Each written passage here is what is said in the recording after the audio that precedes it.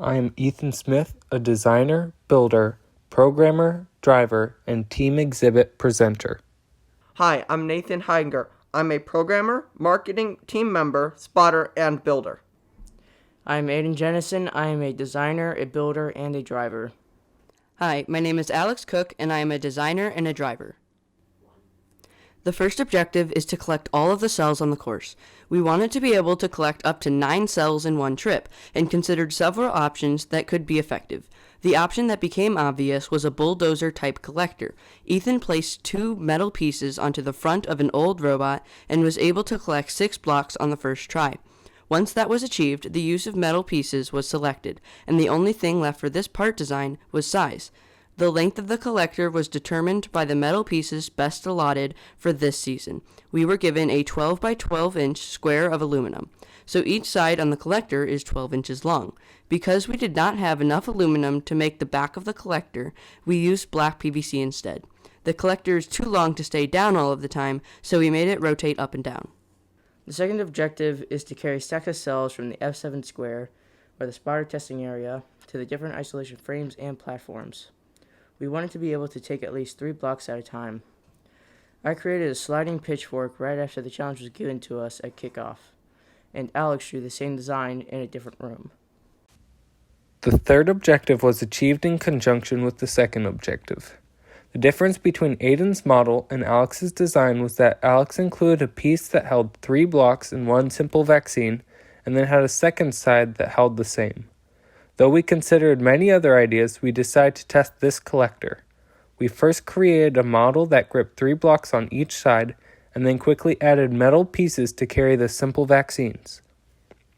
The blocks slipped when we tried to grip them at first, so we added rubber bands to add friction, which greatly improved the grip. Once we tested our collector and our gripper, we made it our goal to collect 12 cells at a time and be able to carry 6 cells at a time with 2 simple vaccines. As we considered the task that the robot needed to complete, we derived that the robot needed to move quickly, turn using minimal space, move items, and start and stop with precision. We chose to use 4-wheel drive for our base. Our goal was to be able to collect 9 to 12 cells at once, so we knew that we needed a wide opening that would move close to the ground. It needed to be able to move square objects easily. The collector was our solution. Cells need to be lifted 1 inch into the air over the edge of the isolation frame. Our team decided to stack 3 cells on top of each other and transport them all at once. With a gripper that had 2 sides, we could optimize each trip by carrying enough to dispense 6 cells and be able to place them 3 at a time. Using the design for the gripper and adding an arm with reach allows the robot to lift the cells 6 inches or 12 inches to the isolation platforms. By adding metal pieces to the inside of the gripper, we combined the derived challenges of delivering cells of vaccines to the isolation frames and platforms.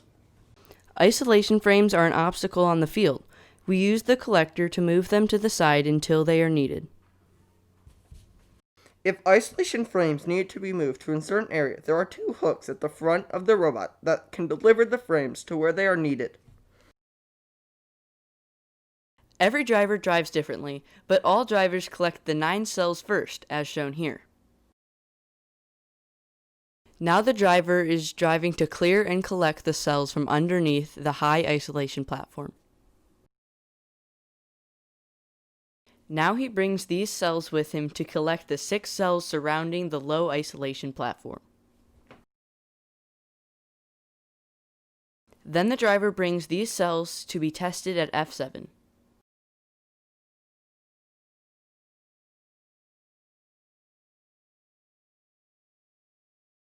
Now the driver is retrieving 6 uninfected cells from F7 to be placed in an isolation frame and on the high isolation platform.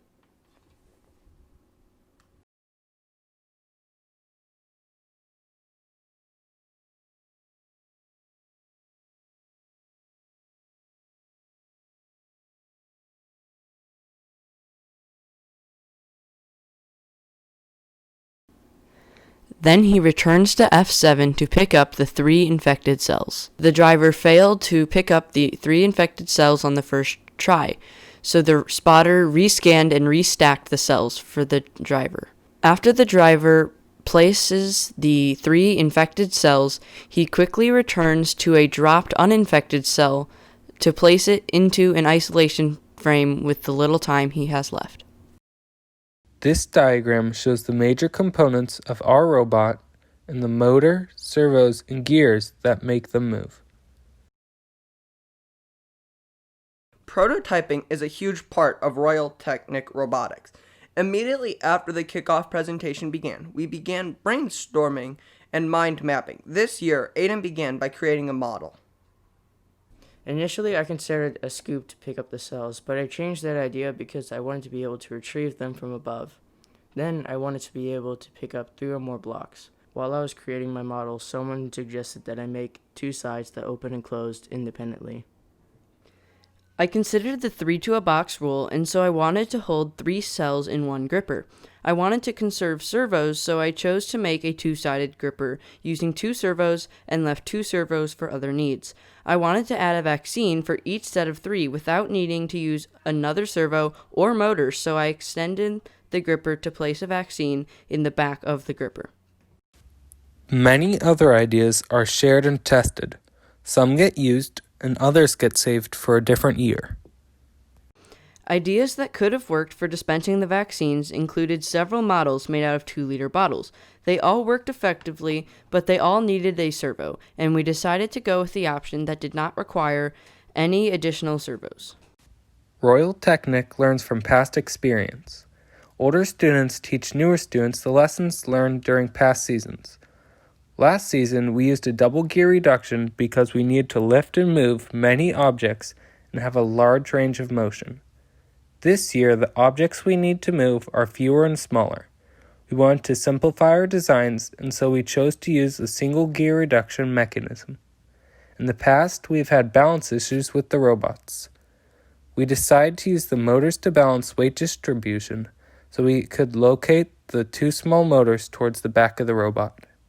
Because we wanted to have a smaller robot, we chose 5-inch wheels for the bot. 28 inches per second was our speed goal.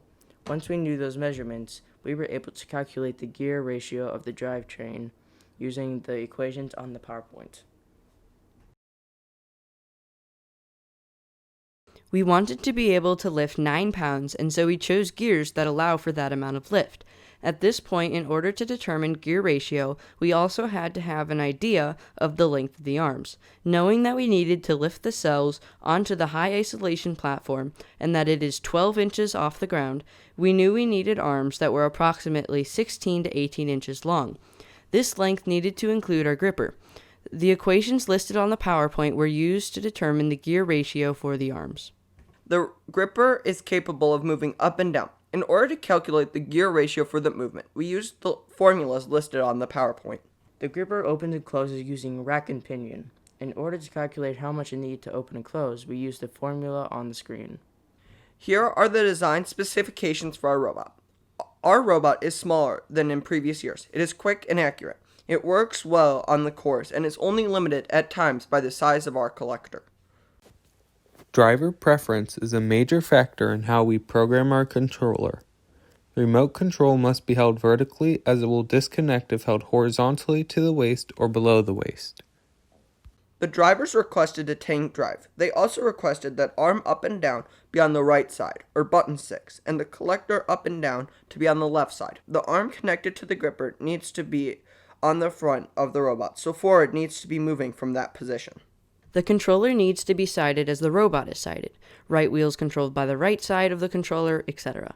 The collector and the arm have hard stops programmed in so that drivers cannot over-rotate them. We programmed our robot using Simulink. A unique element of our program is the ability for the drivers to switch it into slow mode with the press of a button. We use VEX components to make our robot move. We are thankful to Best Robotics and the Elliott Group for providing the kit we need to build our robot. Our paddle gripper, which includes the metal pieces that carry vaccines, is our most innovative new part on this year's robot. Being able to place 3 cells and a vaccine at the same time saves our drivers time in each round. One thing I have learned from the 2020 season of Best Robotics is that there is always more than one way to solve a problem, big or small. I had the experience to fully design my own robot. This year, I programmed both Arbot and Ethan's, and this was my first year doing it. Thank you so much for your time and for robotics. We love it and look forward to a new challenge next year.